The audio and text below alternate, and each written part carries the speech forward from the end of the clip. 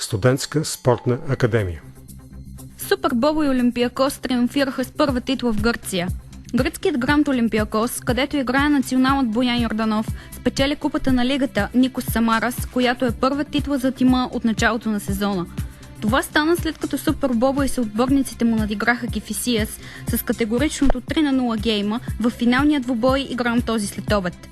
Матчът започна отлично за червено-белите, които наложиха своята игра и доминираха напълно, поддържайки убийствена преднина.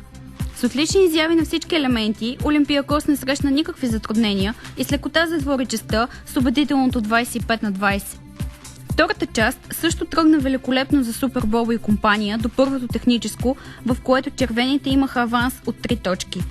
След това обаче, моменти на отпускане позволи на съперника да изравни и дори да поведе с минимална преднина.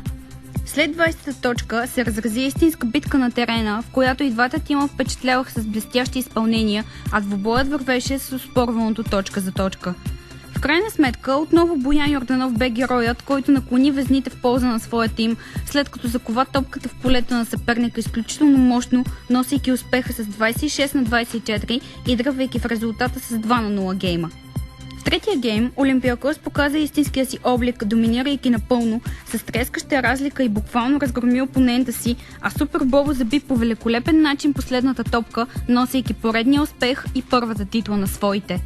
Боян Йорданов изигра пореден много силен матч и отново стана топ реализатор за своя тим, забивайки 17 точки. Той бе определен и за най-полезен играч на турнира MVP.